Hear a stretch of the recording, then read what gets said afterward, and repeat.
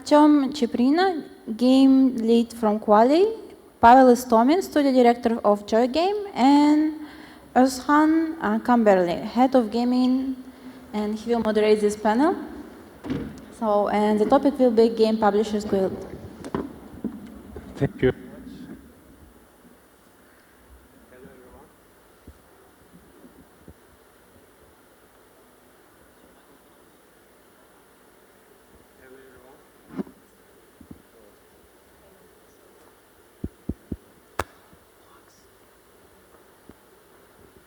And can you hear us? Say something? Oh yeah, I see. Yeah, small technical issue. Hello. Hello everyone, welcome to the session. We will talk about publishing and I will moderate the panel. I'm Ozhan from Math Studio, I'm head of gaming. And before diving into our questions and topics, we'll introduce ourselves. Anastasia, please, could you start with yourself and your company, what are you doing, and give some brief info to the audience, please.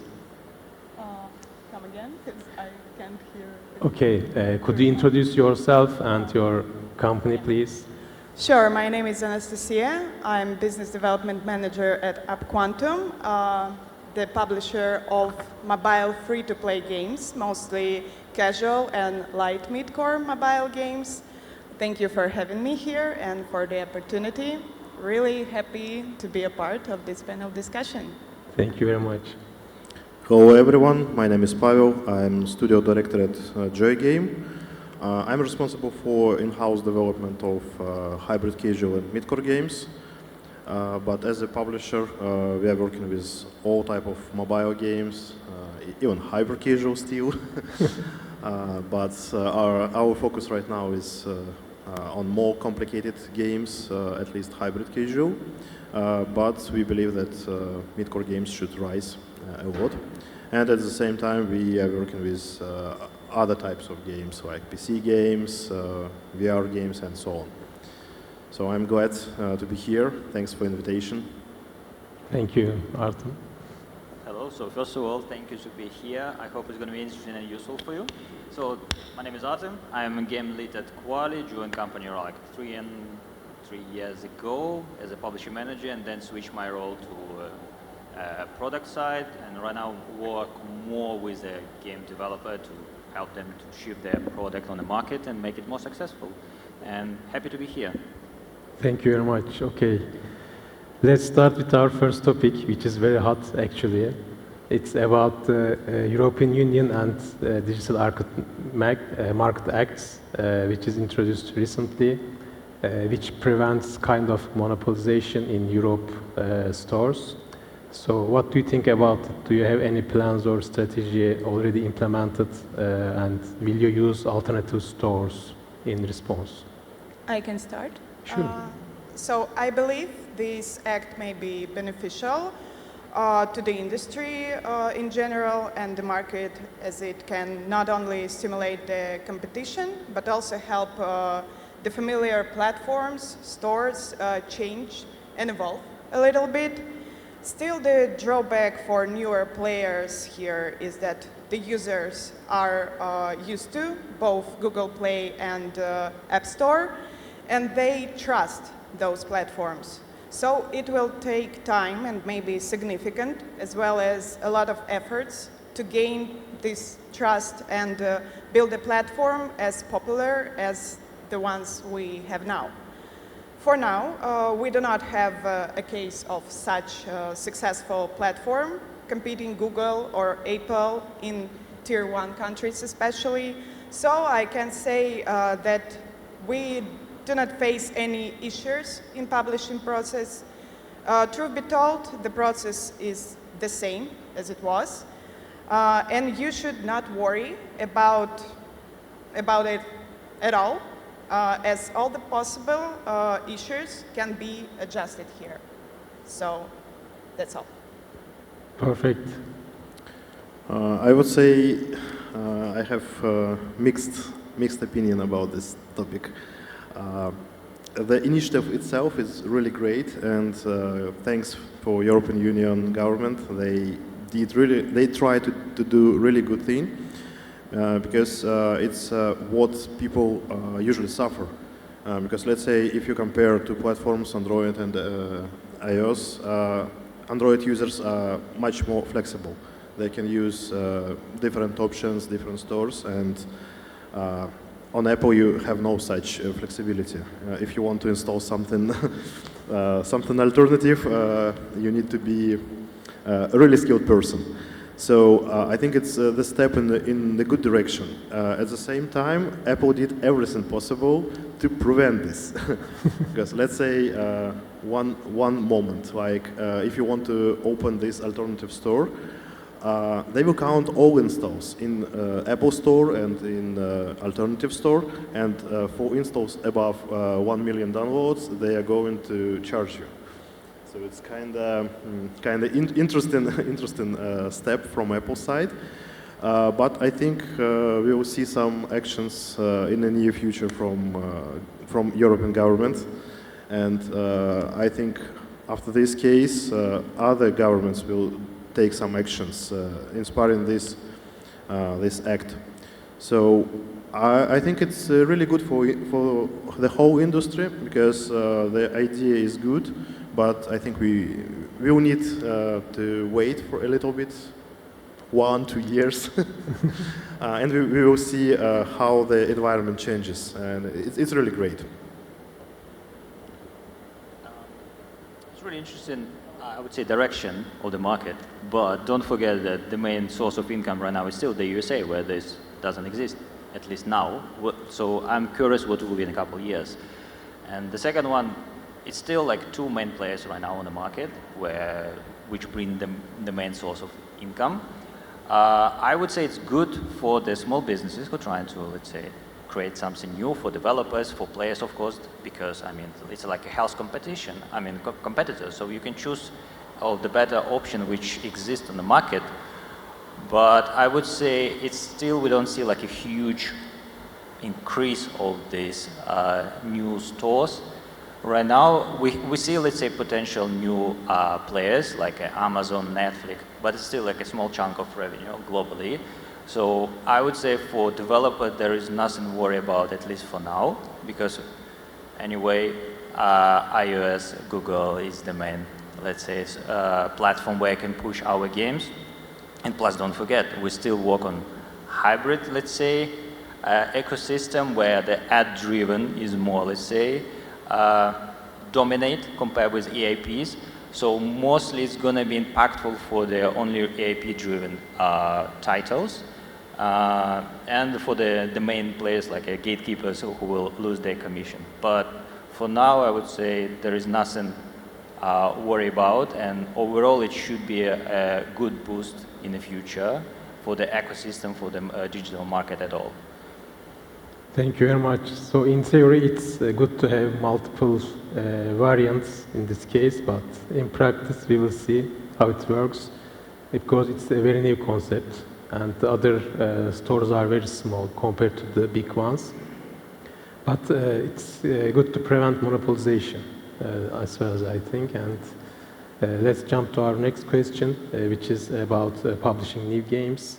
In this year and beyond, what needs to be done differently? Like, how shall we proceed? Because it's much harder to get success, especially post-IDFA. So what do you think about it? So I suppose there is no like silver bullet here, and it is quite a tricky question, to be honest. Because to my mind, the only successful approach here is not about difference, but about testing everything possible, like hypotheses, features, and so on, and to look for a way to make your project better.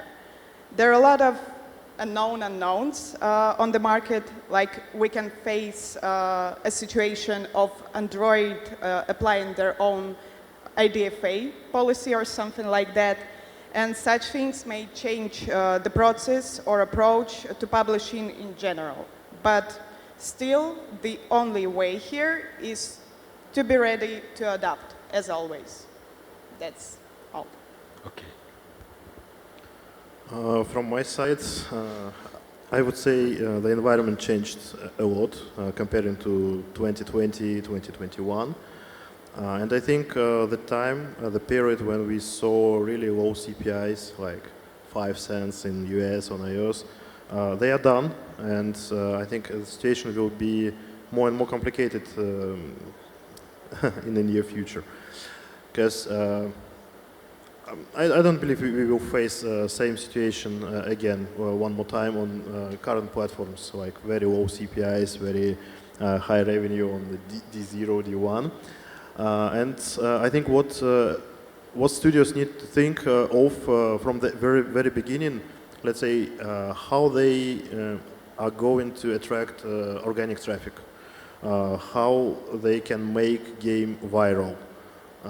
So some ways how to, on the one side, how to decrease CPI in an alternative way. If the studio can think about all their games as one ecosystem, they probably can try to build a community. So there is another good way. And if they're working on a bit bigger games, a bit more complicated games, it worth it. Because it's really good to work with player base, to work with their real target audience. It's useful if you can do this, if you can build community. Even, I would say, not a big community is really helpful. I know this approach is kind of from PC world, but it's coming to mobile era, and it's coming to mobile environment. And it helps a lot on one side. On another side, we need to think about monetization, because we have examples when we successfully scale games with really high CPIs, but these games are earning. For me, right now, it doesn't matter. So we don't checking CPIs as we did before. We are checking the full picture. We are checking the forecast of ROAS on early stages and real ROAS. ROAS means return on advertisement spent. So it means like how much money you are getting back from your user acquisition. And we are checking this in the full picture. And if the game is profitable, and even if it's let's say complicated, complex hyper-casual game, it could be. We could publish it. So I think mobile world becomes a bit more complex, and I agree. It's a bit scary that Google is coming with the IDFA, because right now, if you want to acquire users on Apple, you're not so flexible.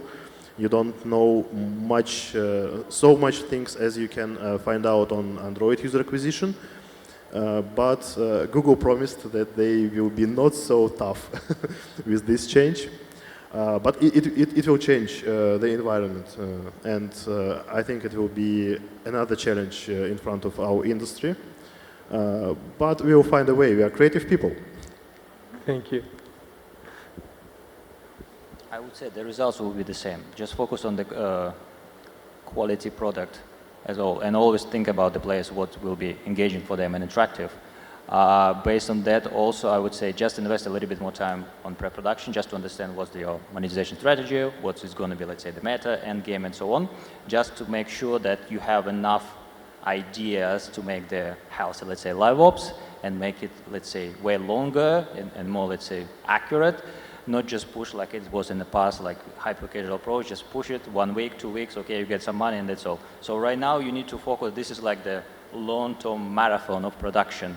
And when you just release the game, it's just the beginning of production. Don't forget about it. So you need to sustainably push something new, a new layers, let's say, of depth in your game to make sure that players can play your game way longer. It's going to be always interesting. Also, I would say just think about to implement some kind of narrative in your game to make, let's say, community around the game, which helps you to, let's say, to improve your product overall and make it more appealing to them and understand what they're actually willing to play in. Regarding the monetization, again, based on your ideas what the final product should look like, you can identify, is it going to be, let's say, ad-driven more product, or is it going to be more AIP-driven? product. So that helps you to make the proper design for your core loop, for your meta, for your end game, and so on. And plus, as we already discussed, the DMA, so maybe you can take a look at another, let's say, platform for your games to make another, let's say, test and release and see how it performs on another platform. Maybe it's better, maybe it's worse, so who knows. So always try to figure out the new way of approach, how to, let's say, push your game to the mass audience and how to make overall the game experience more, let's say, attractable for players. All right, thank you very much. So we know that Google has its own ad platform, so they cannot be so harsh on this change. But no matter what, the user acquisition is going to be much harder. And sometimes it feels like maybe non-core elements in the games are becoming much more important in this case. Like the social aspect, the meta, mini games, story, live ops. So what do you think about it? Is it becoming more important compared to core gameplay to retain users or get better monetization, maybe more in-app purchases? Yes. So the question is about if non-core elements becoming more important than core gameplay. And I can't agree with this question, like the structure of the question, because those elements were always important for casual, mid-core, hardcore, and so on games. Probably the situation may be different for hyper-casual games, and you guys can help me here. But it is difficult to imagine the games I mentioned capable of keeping the player like involved without all of this and only with core gameplay. So still, it is equally difficult to imagine a successful projects with great side elements and poor core gameplay. Though these elements made well allow you to make your monetization strategy more diverse and deep. So this trend dominates the market for a very long time, I think. So please make sure you work on non-core elements always and properly, but consider the genre as well, because something may not work in one genre, but will definitely work in another. So that's my thoughts. From my side, I would say core gameplay is very important. It's most important thing in the game, because players install a game and they are playing in the core gameplay. If there is no core gameplay, or if there is a bad core gameplay, there is no chance to save the game just using meta features or live operations. So, because the main reason for player to play is the core. But the importance of other features, the importance is rising, because you need to give people other reasons. You need to give people to hook their attention, to retain them, and meta features, live operations, it's very useful tools to retain players on the long run. And right now games are changing. I mean, you need to make a bit, not a bit, but more complicated games. And if you want to keep players long in the game, in your game, you need to add something, some extra reasons. It's working like a system. Nobody will come back on D1 if you have bad core gameplay. But working only with core gameplay, it's really difficult to retain players on the long run, on D30, D60, and further. It's on one side, it sounds possible, but if you give more reasons, if you give something, something to enjoy except core gameplay, it will be much better. It will be much easier for you to get players back in several months. And right now, we started to change our attention. If, let's say, hyper-casual games on early stages 2 years ago, they were able to get money back on D0, on D1. Right now it becomes more and more complicated, and as you spend much more on user acquisition, you need to make players play the game longer. It gives you a chance to get more money, and it gives you a chance to make the game profitable. So I cannot say it's more and less important. All parts of the system are necessary. So you need, even on game design stage, I usually suggest studios and game designers to think how we are going to get player back in D30. What we will give them to get back in 3 months. It's really important, because if you don't think about this on early stage, when this question comes, usually I see these games when you have core gameplay, really good core and working core gameplay, and then other features are kind of put and taped with, with the red tape on the top of it. But it could work, but it's not the best way. You need to naturally involve all things, meta game, story, live operation, sales, and all these things should work as a one system. And you need to think about this from the early beginning, from the ideation stage. This moment becomes much more important, because right now you need to build much more complex systems. I completely agree with you. So basically, I would say we need to understand that the core loop is actually the entrance into your game. Yeah, this is like the first pieces of puzzles which create the final product as the game it is. That's why no matter what will be added later, if your core loop doesn't work, everything is just useless.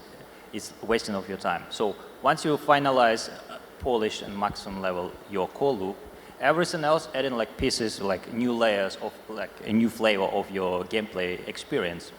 And based on that, you can identify, let's say, what's the meta will be added. What, let's say, game progression feelings you can provide to players. Because no one want to spend in a game tons of time if there is no, let's say, satisfying emotional understanding that you achieved something. If you add more, let's say, events after the live ops, it's also another good moment where you can, let's say, dare players, give them some kind of difficulties, challenge, provoke them to play and show their best. Based on that, if you have a good meta, you can, let's say, identify what kind of improvement they would like to have in the game. Based on these improvements, you can identify what kind of meta will be, or what kind of, let's say, monetization structure in your game will be. And all of this is like the small steps which make the final product more engaging for the players. And as I mentioned previously, after the release, it's like your journey only starts with the game development, because live ops is something constantly should be going and going and going on a weekly basis. So you need to all the time to show something new to your players, to your audience, because they're always hungry to some new experience, game experience. And this live events is something what they give this type of experience. And based on that, also weekly challenge, weekly events, monthly events. Don't forget about leaderboard, because if you have any action game, to compete with someone, this is like a must-have in this type of game, because this audience really enjoy to be like the best of the best, to show the top ranking on a leaderboard. So I would say core loop is essential starting point of your journey in the production of any games, but live ops and everything after this is a must-have right now, where you need to focus mostly all of your attention. Thank you. So speaking about like long-term retention and loyalty, there is also another method which can also be used for user acquisition, which is community building. So do you use, or do you have a plan to use community building as an alternative UA method for your portfolio? Okay, I can start. I mentioned this previously. Yes, we think that it's one of most important ways right now, because you can work with the community, and I think it's a really good opportunity on publisher side, because let's say if we check some Steam publishers, they have the direction and they have the audience that are playing different games from the portfolio, and they are following the publisher with some approach that is working on some art style, some genre, and they know that if a new game released, they know the quality, they know how publisher is working with the games, and people can believe, can say like, okay, there is a new game, I can download it, I can try it, I can buy it. And same approach, I think it's useful for mobile publishing from now on, from our new era. And yeah, we are working with community building, and we are trying to build the ecosystem on our servers.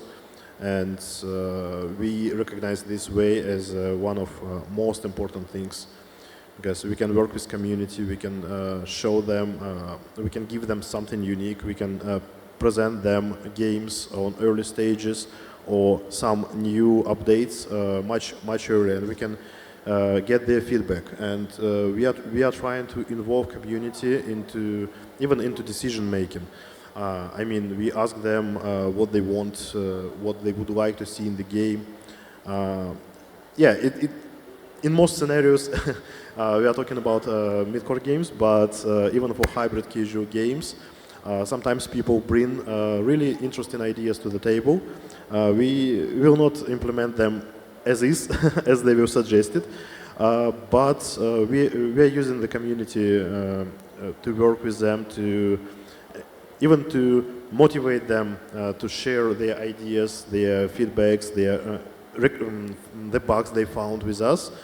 And people feel like they are much more involved in the games they like. So yeah, just to sum up, it's really important, and importance of communities, community buildings becomes much more higher right now. Cool. Maybe we can even add to your thought about user acquisition methods, new ones, and highlight those social elements in non-core elements we discussed. So yeah, maybe the developers should think about those social elements ahead to be able to work effectively with the community in the future. Thank you. I would like to add is that basically the community, this is the first source of inspiration for your ideation process, because based on the feedbacks from other games, you can identify what's they're willing to get in a new game, or what they would like to get as a refreshed idea or already existing type of games or whatever. So I would say this is your best game designer ever been created, because you understand what they're searching for, what they're looking for, what's the problem currently exists in this type of games, what they would like to change, and based on that, you can identify the roadmap for your product. You can identify the pros and cons of your product, how it can be improved or how it can be changed. Or for example, during live events, you can identify, let's say, this specific challenge being good because X, Y, Z, or this can be improved X, Y, Z. So I would say it's some kind of play test in lifetime, where you can see clearly better picture how your product looks like and how it can be improved in the future. So I would say building your community specifically for your one or several titles, it's a must-have. However, it's also good to understand and inspire from another, let's say, product existing on the market to, let's say, understand the general, let's say, scope of work which could be done for your project. So it's a source of inspiration and the best source of criticism, how it can be done better. Yes, speaking of feedback, maybe you can even open a poll asking about a feature like an A/B test, but it's going to be free for you because you already have your community and you don't need to spend like $20K for a single feature to make an A/B test. You just ask your community and get the response from them, maybe. Okay, and speaking of community, we have also another community which is developers, like developing studios. They are also another community, another part of the story. And what do the developers need to know to get best out of their publishers? It's like, I believe we're talking about how developers can pitch their project or the team Not to pitch, a but publisher, or how they can. We'll come to that point, don't innovate. worry. Yeah. Okay. So the most important thing is to share the vibe, I think, to find the publisher, which portfolio, which projects will be more relevant to the genre you want to work with, and of course, to establish the trust, to become to transparency of the terms you will be working with, about all the processes. Make sure that you will be informed about all what is happening with the game, in the marketing, and so on. So the developers should discover these details first, be sure of the matching expertise, and that's like the two pillars of the success from my perspective. I agree. But I can add that, in my opinion, the most important thing is you need to check if your approach, your way of developing game, and your way of working with games is fit with publisher approach. Because it's usually long-term retention relationships, sorry, and you need to be really precise. Let's say from real life. It's like you are searching for a partner in real life. You are checking many things, but I think most important is if you have chemistry with each other. Same, there should be chemistry in between the studio and the publisher, because otherwise both parts will be upset. There will be complaints, there will be misunderstanding a lot, but if you are on the same wave, if you are looking on the world, on the environment, on the game development approach and on publishing in the same way or in similar way, it's really important. I think it's the most important part. All other things, publishers should have experience working with your genre. And also, I usually ask how publisher is working with the information, with data, how transparent it is. Some publishers are transparent, some not transparent, and you need to check what is really important for you. If you need, let's say, I don't know, game design support or support of a producer on publisher side, just ask it.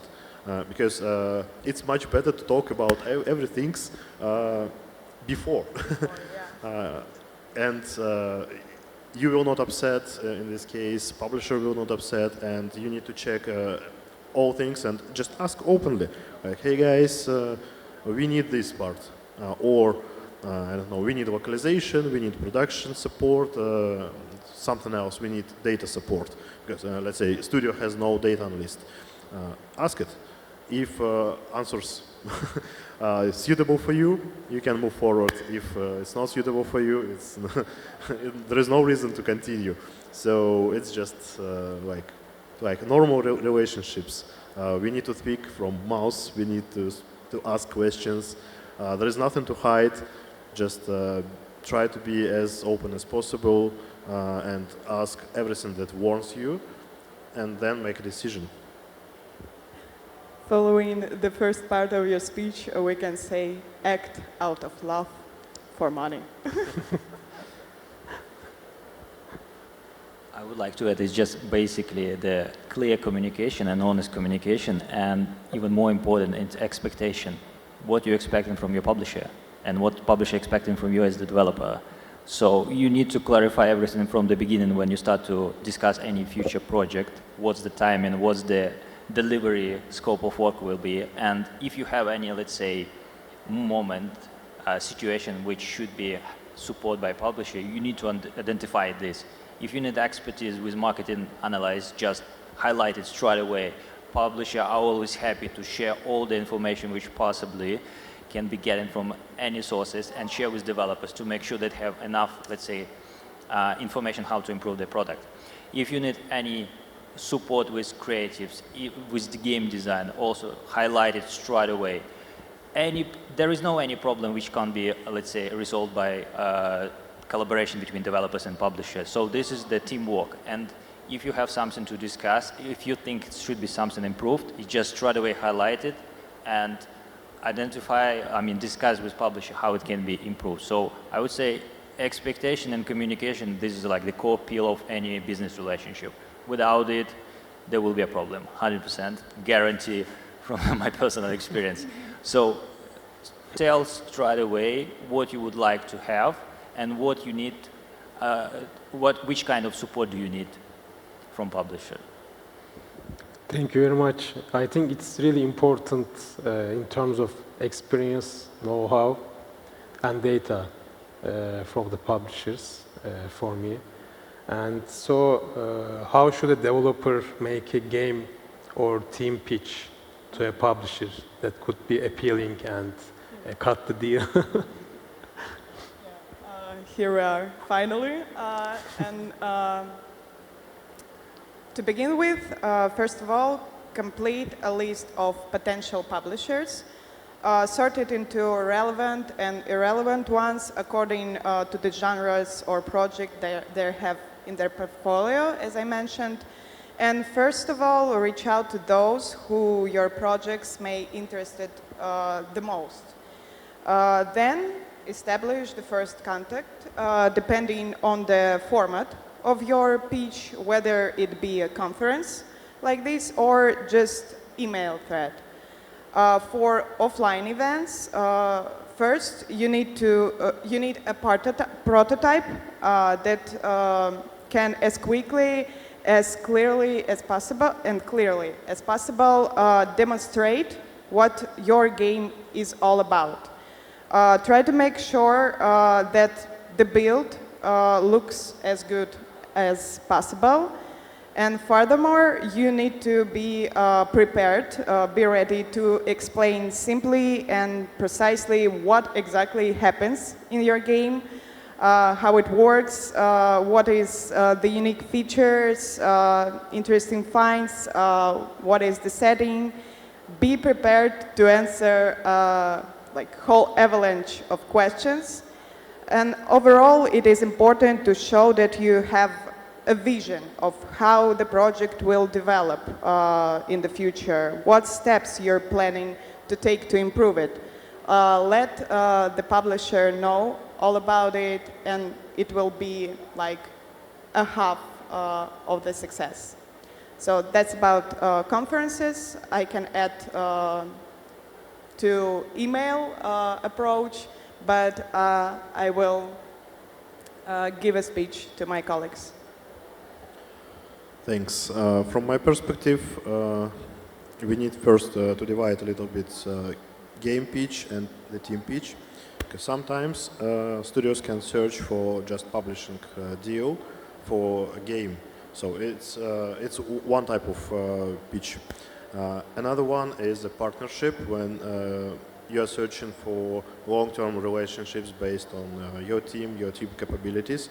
So, and according to this, you need to prepare the presentation. I would suggest even if there is no requirement to prepare it, because in most cases it's much better to have some information, some pictures, some graphs showing your idea. And let's say, as for game presentation, first you need to answer the really important question and a really tough question. What is the uniqueness of your game?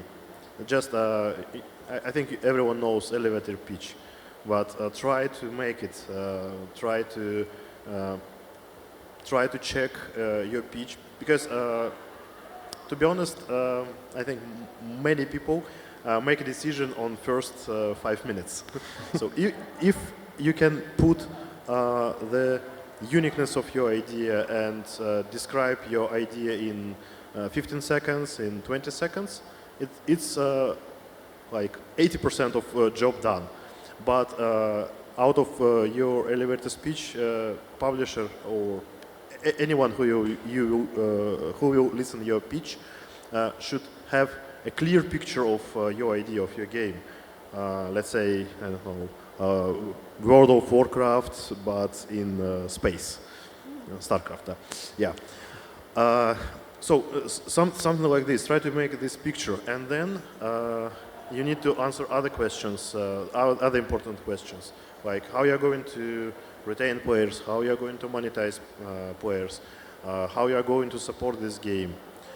And if there is a raw prototype, it's better to include part about the team, trying to tell why you think this team is capable to make a final product and support this game to the future. It's important, even if you are talking just about the game itself. If you are presenting team, you need to show everything about your team. And you need to answer the question, what is your team uniqueness, and what is the goal? What is the genre you want to work on? What is your specialization? Because if, let's say it's a small team, I mean like 10, 20 people, and you can work on every genre, I would say it's not right.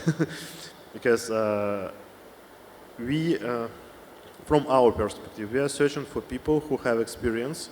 So let's say if you made 20 idle arcade games, you have experience in this genre. You know many things. You know hidden stones under the water. You made a lot of mistakes, and you know how to avoid it.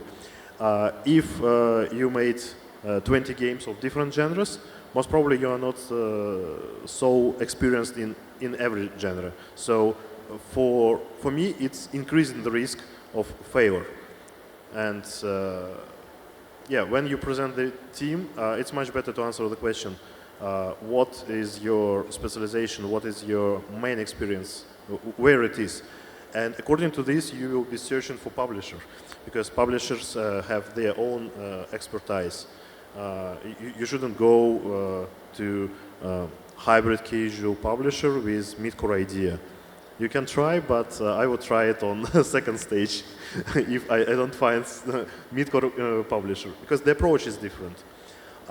Same here. You need to highlight your team, what is your strength, and why you want to work with publisher. And the most important thing, as it was said before, what you are searching for.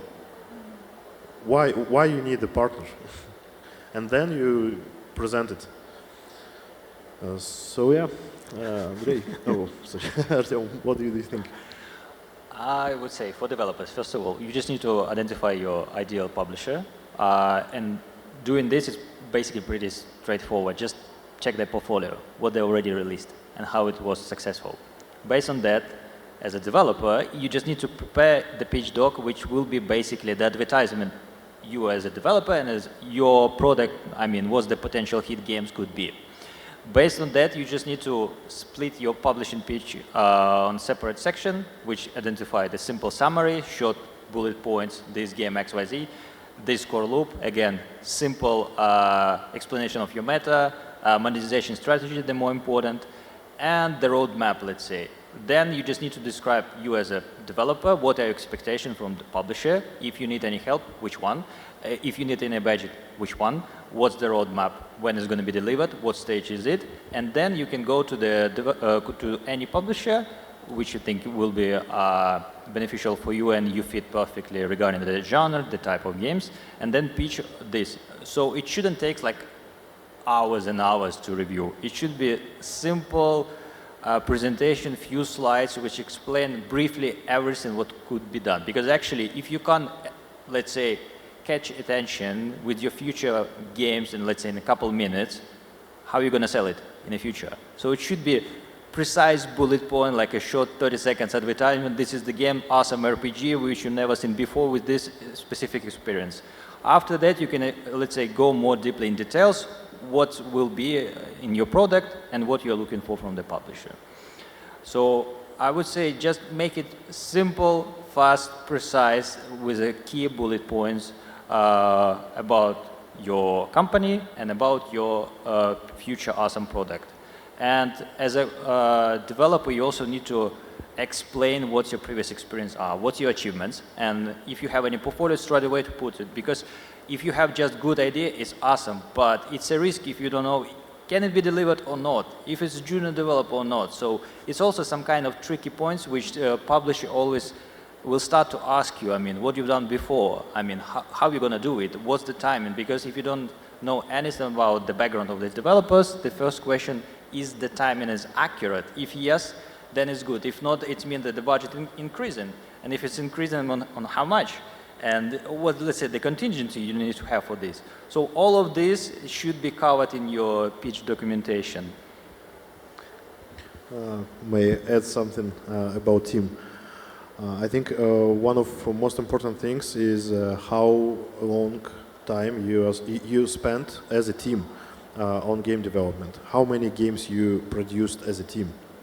Because if it's a brand new team, for me, it's a big risk that we will spend from 3 to 6 months just trying to team build.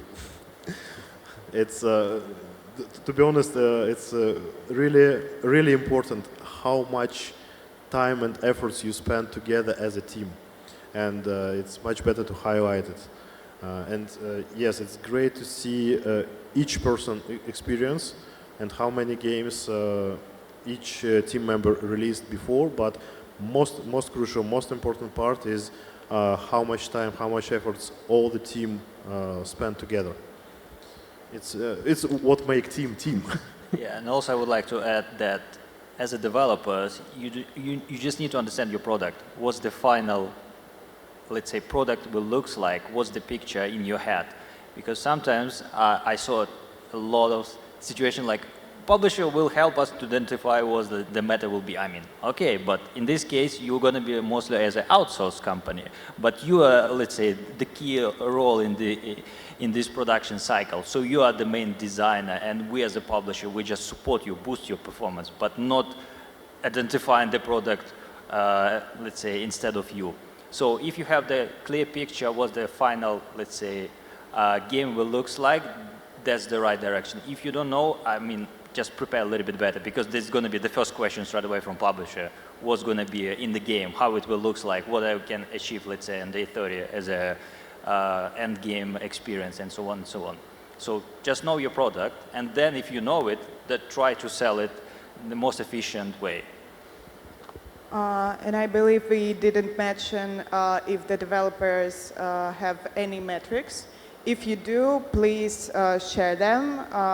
If there are any, just attach them to your email, for example, but make sure to indicate the source of the metrics and the geo you drew traffic from. It will be really helpful. Even if you think this is not relevant, the geo is some tier 3 country or something like this. Still, it's better to attach this data. So, yeah. Yes, it's important. If you have data, share it. Don't hide it. Don't think that it's not necessary. If you have it, it's better to show it. And yeah, I agree. I saw so many things, so many cases like this. We come to the publisher and they will tell us what to do. It's really, but yeah. First thing is the game that produced by studio. It's a studio game. They need to know everything. They need to have a clear vision. And from publisher side, publisher can ask questions, can raise risks in front of developer. Like, guys, this setting will be not working in terms of marketability because we have 20, 20 tests, they failed. In 99% of cases, this setting could fail. So on this stage, it's better to change it. So such support from publisher, because publisher usually work with much more games than studio can work, and they see a lot of situations, a lot of cases, and they can share this experience. But don't expect from publisher to be a game designer for your game, to bring vision to your game, because it's the most it's the weirdest thing I saw when people come, and it's not only in publishing. Same things are happening in investments deals. Studio comes, search for investments, and they ask investor what they should do with their game. It's really strange because vision should be on studio side, and you as a studio should have answers on all questions, or you need to protect your idea. Because when there is a discussion, when publisher raise questions and highlight risks, it's really helpful to think before you spend time and efforts and money on this. You can be prepared if there is a risk that setting will be not working. On early stage, it's much easier to change it than on when you have the game done. When you have game ready, changing setting means, in most scenarios, you need to make a new game. So yeah, I think it's really important. Know your game very well. Know the future of your game, or try to see this future, because vision is on studio side. Thank you. Also, being honest and being themselves is really important in this case, and transparency between each other. So we have covered a lot of topics in a very short amount of time. Thank you very much for your contributions and insights. Now we can take a couple questions, I guess, before going into lunch. If there are any questions, please send them over. Does anyone have a question? If you have a question, just raise it. If no one has any questions, I wanted to add something to the last part of your speech. When you said the publisher won't help you in any way with the development of the game, because I'm here on the behalf of Quantum, we actually do help with the further development, and we have a team of producers, game designers, and so on, and we'll be working on the game together. But the most important part here about knowing your game, loving what you do, it's like the crucial thing. We need to know that you guys, developers, know your project, love it, because this is the only way to have successful games. If you do something just of the wish to gain money, which is also the important, but only if this drives you further, probably it's not a good thing. You need to be involved in your game, and not depend on the publisher will do all the work for you.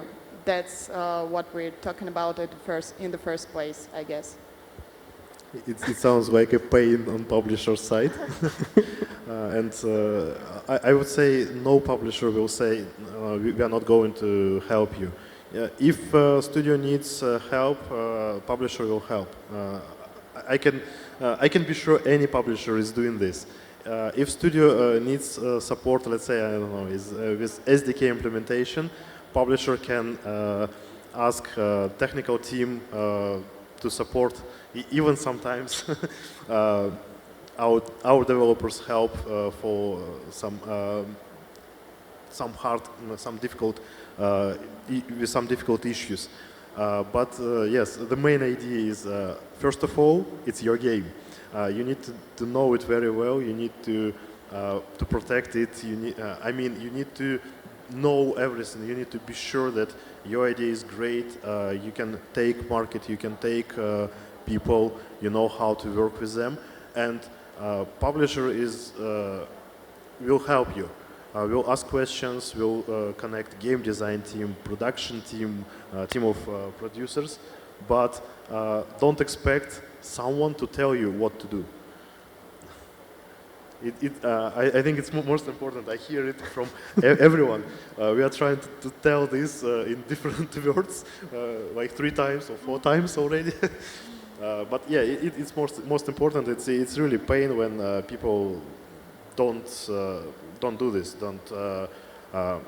They're searching for someone who come to them and bring silver bullet. There is no silver bullet, guys. Okay, any questions? I can ask one question about user acquisition and about the data. You mentioned that it's important to provide the data. Doesn't matter, do you have a good data or bad data? But what about if you are not sure about your team knowledge about user acquisition? You're not sure that you made a proper test, and you think that my data is not good. I don't want to show it because probably it's not our competence. And will publisher judge the game based on the data that was provided by a team that has no experience about user? Yeah, I can ask. Data is data. It gives you at least some perspective, what can be improved or what has been done great. So if you know at least initial KPIs, it's some like the starting point for you. So no need to be ashamed, just share it. I mean, we're not going to judge and kill the project at the beginning without testing by ourselves. So actually it's also some kind of comparison, because we know you tested this game, let's say 1 month ago, yeah? So we would like to test our way to prepare our creos and then compare. Is it, let's say, accurate what was been done previously, or it's improved? And if it's improved, on, let's say, how much has been improved? So data is just the initial step for the reviewing, and no need to be, let's say, worried about that it's not good enough. Because if it's good enough, then you can publish by yourself, yeah? So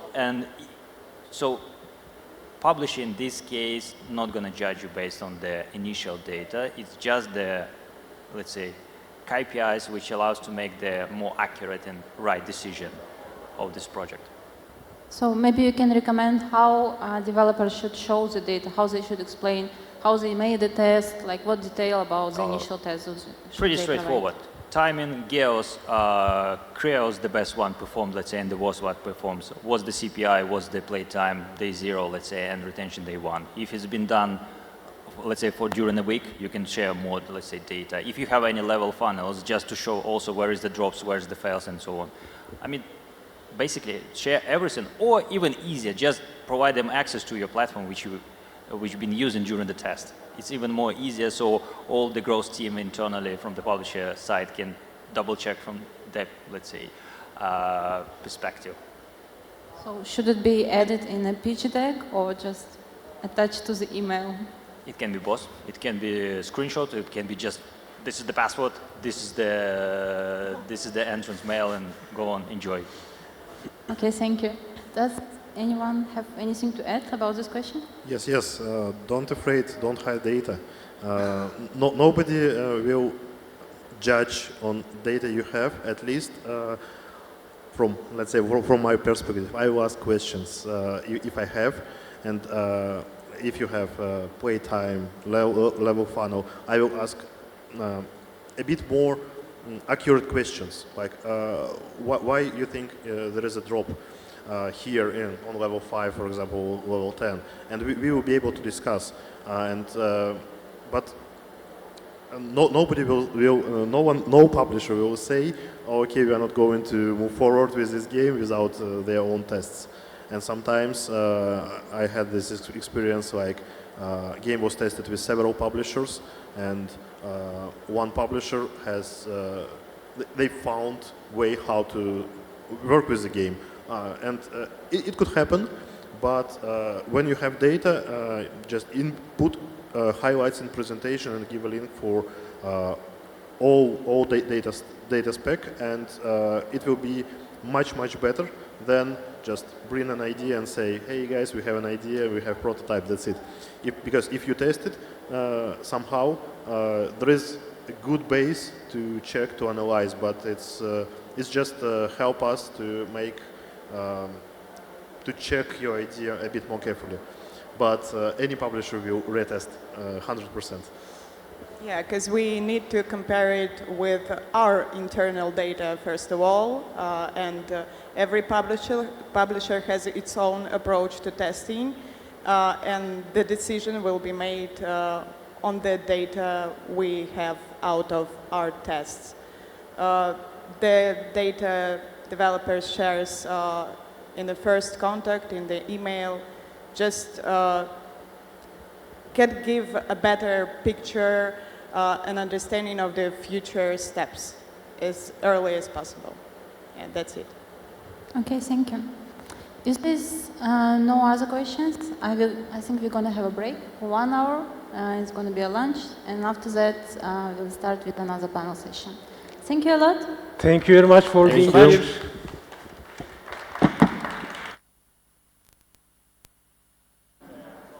Or you can find us here in the venue and ask later.